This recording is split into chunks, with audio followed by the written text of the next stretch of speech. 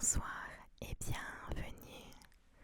Aujourd'hui, je vais te raconter une merveilleuse histoire. Une merveilleuse histoire qui va t'endormir rapidement.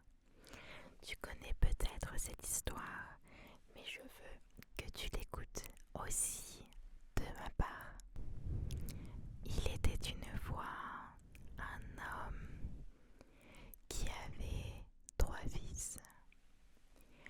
Le plus jeune avait été surnommé le Pétain et était la risée de tout le monde. Ses frères le prenaient de haut et se moquaient de lui à chaque occasion. À chaque occasion.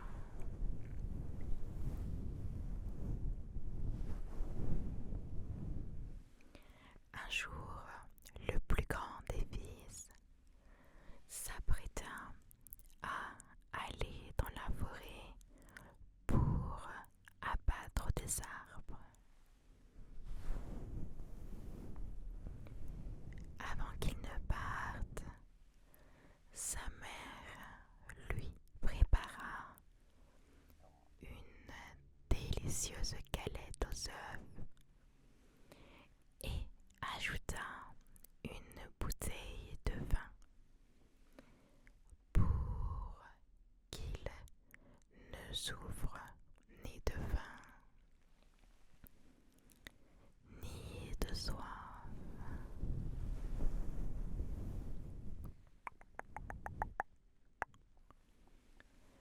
Lorsqu'il arriva dans la forêt, il rencontra un vieux homme. Celui-ci le salua, lui souhaita une bonne journée et dit: donne-moi un morceau de gâteau et donne-moi à boire de ton vin. Mais le fils, qui était malin, lui répondit: si je te donne de mon gâteau et te laisse boire de mon vin, il ne me restera plus rien. Il laissa le bonhomme là où il était et il s'en alla. Il choisit un arbre et commence à couper ses branches. Mais très vite, il s'entaille les bras avec la hanche.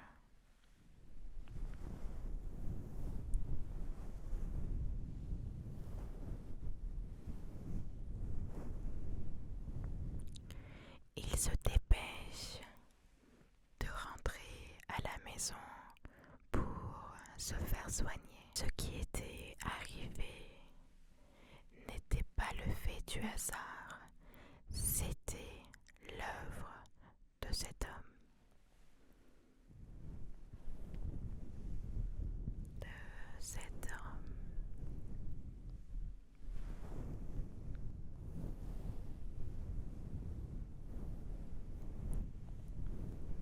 Un autre jour, le deuxième fils part dans la forêt.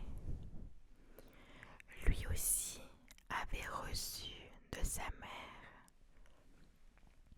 une galette et une bouteille de vin. Lui aussi rencontre ce vieux homme qui lui demande un morceau de gâteau et une gorgée de vin. Mais le deuxième fils lui répond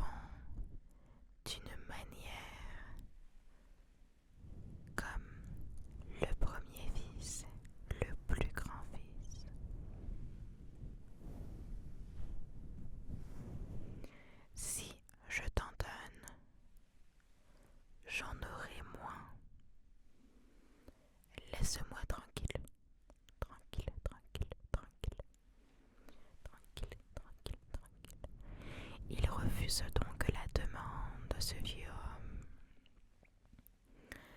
et la punition ne se fait pas attendre. Il brandit sa hanche, sa hache 3 ou 4 fois et son tranchant le blesse à la jambe. Peu de temps après, le bêta dit à son père: Papa, laisse-moi aller dans la forêt.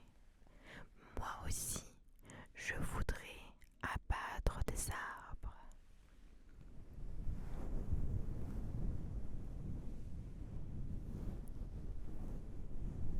Il lui répond: Pas de question. Maladroit comme tu es, tu n'iras nulle part.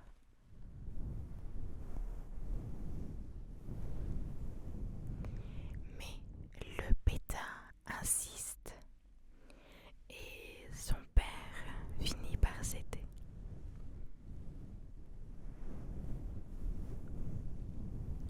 Son père lui dit: Vas-y, mais s'il t'arrive quelque chose, tu recevras une belle correction.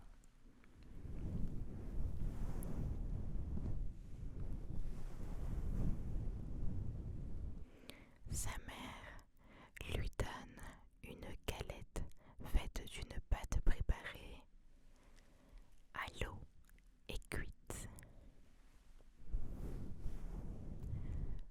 et une bouteille de bière aigre.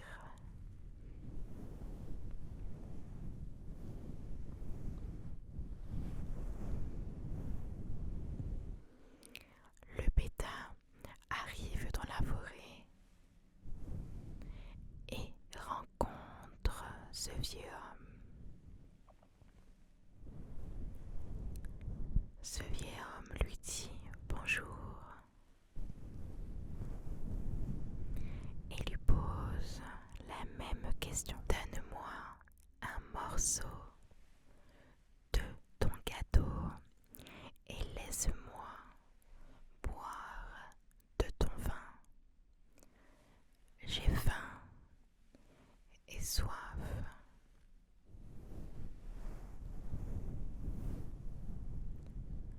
Le garçon lui répond: Je n'ai qu'une galette sèche et de la bière aigre. Mais si cela te suffit, on peut s'asseoir et manger ensemble.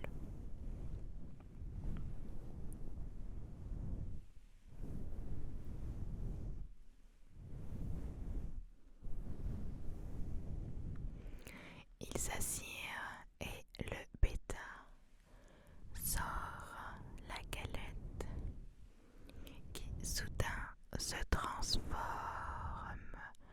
en un magnifique gâteau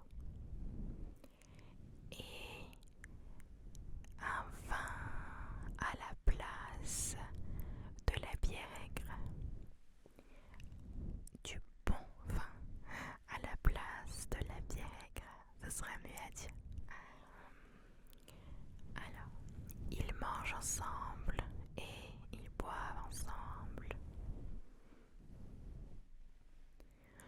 Le vieux homme lui dit ensuite: Tu as un bon cœur et tu aimes partager avec les autres. C'est pour cela que je vais te faire un petit cadeau. Regarde le vieil arbre là-bas. Tu trouveras quelque chose dans ses racines. Dans ses racines.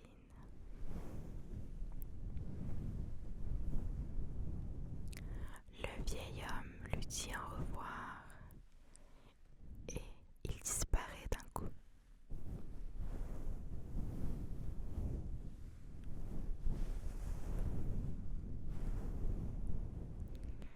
Le bêta s'approche de l'arbre et l'appelle.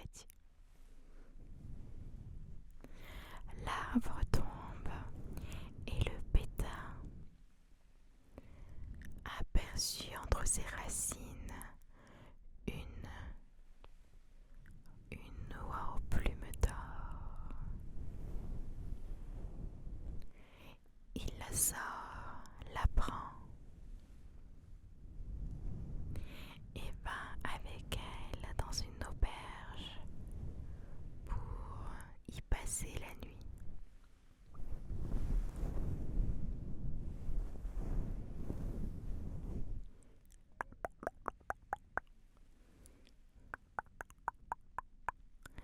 L'aubergiste avait 3 filles. Celles-ci, en apercevant Loi, furent intriguées par cet oiseau étrange. Elles auraient bien voulu avoir une des plumes d'or.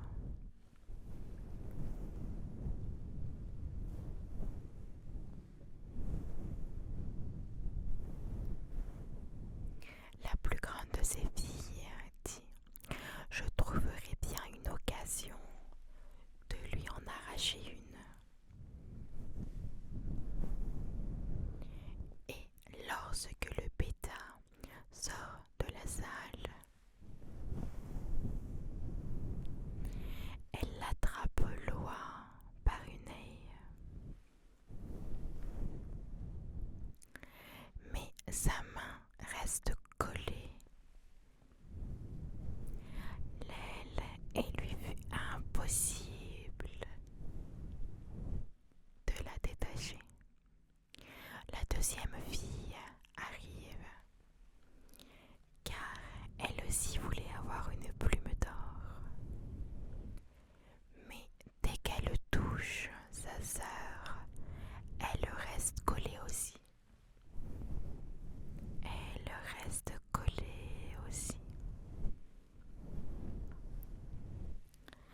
La troisième fille arrive ensuite avec la même idée en tête.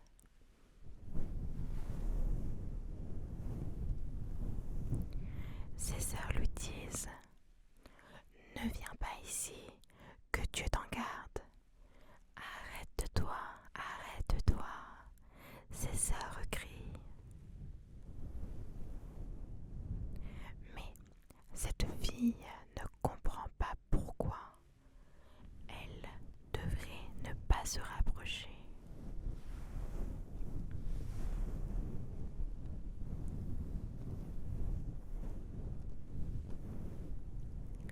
Et elle se dit: si elles ont pu s'en rapprocher, pourquoi je ne pourrais pas faire autant?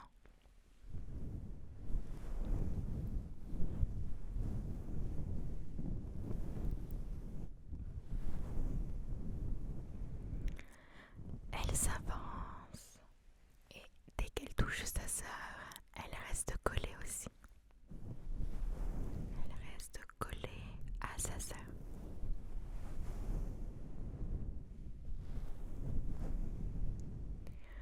Toutes les trois sont donc obligées de passer la nuit en compagnie de Loi.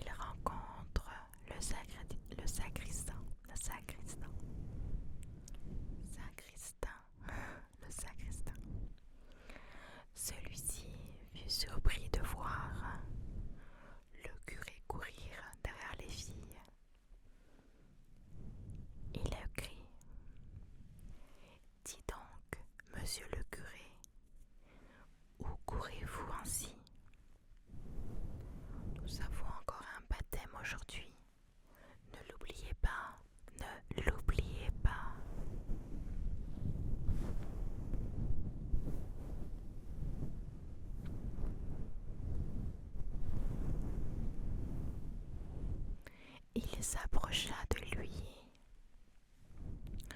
et le prit par la manche, et il ne put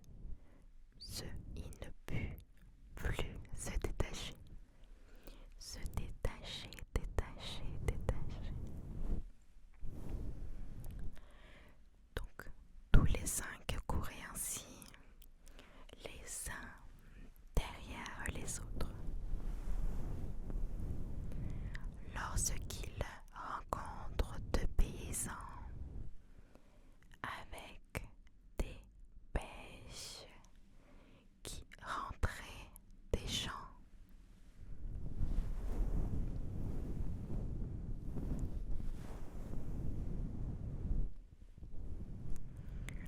le curé les appela au secours, leur demandant de les détacher.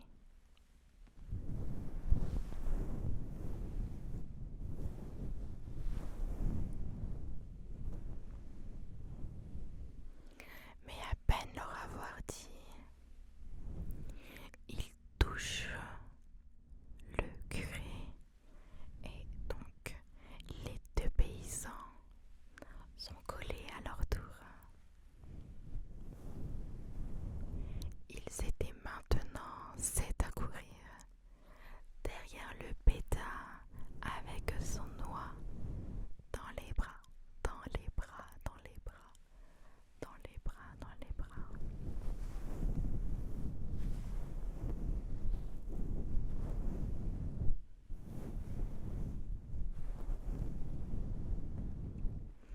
Ils arrivent dans une ville où règne un roi qui avait une vie si triste que personne n'avait jamais réussi à lui arracher un sourire.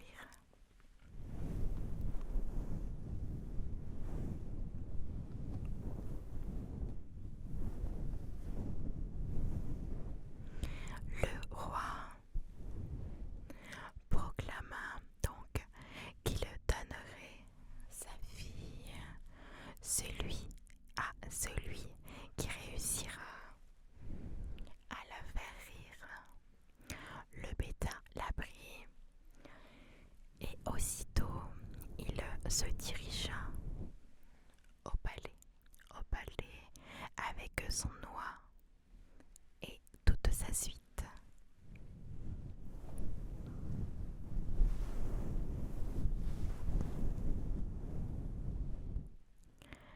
Dès que la princesse aperçut ce défilé étrange, les uns courant derrière les autres, elle se mit à rire très, très, très fort.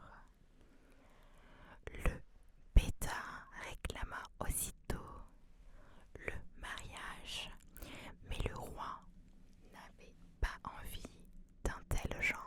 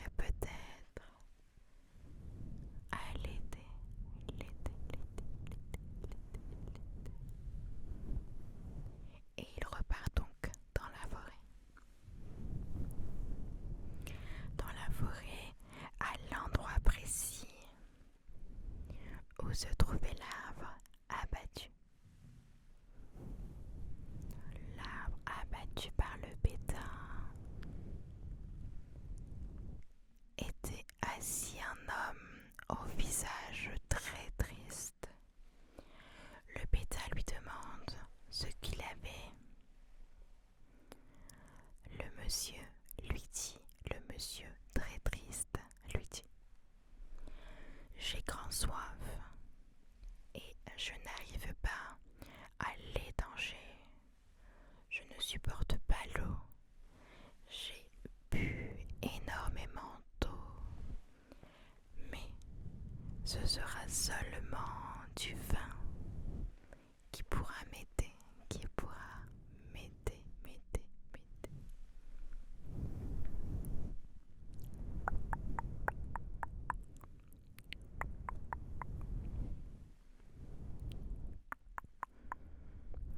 Bêta lui dit donc: je peux t'aider. Viens avec moi, viens avec moi. Tu auras de quoi te boire.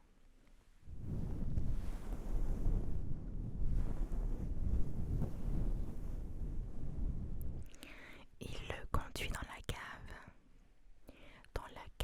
du roi. L'homme commence à boire le vin, et il le but jusqu'à en avoir mal au ventre. À la fin de la journée, il avait tout bu, tout, tout, tout bu. Le bêta réclama de nouveau le mariage, mais le roi piaisait encore.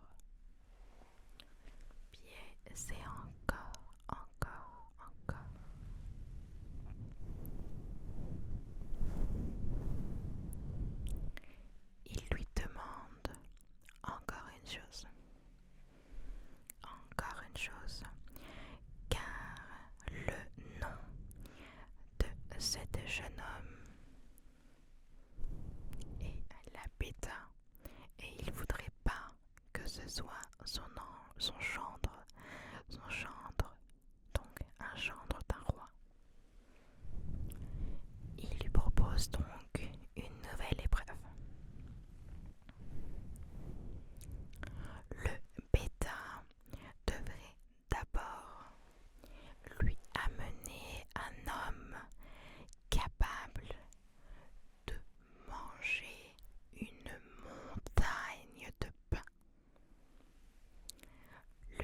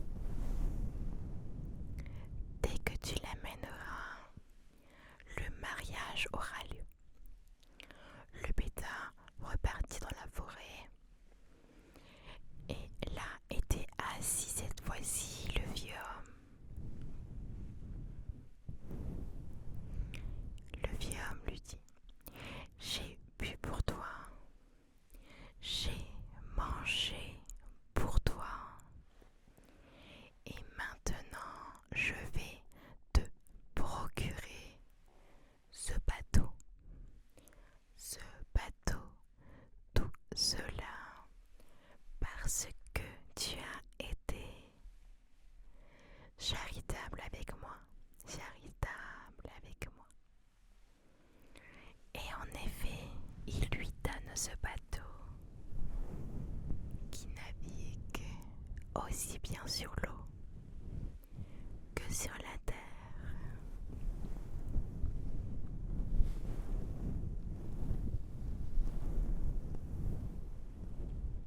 Le roi ne put plus lui refuser la main de sa fille. De sa fille, sa fille, sa fille. Ils se marient donc et profitent ensemble d'une vie magique. Une vie magnifique qui mérite, qui mérite, qui mérite.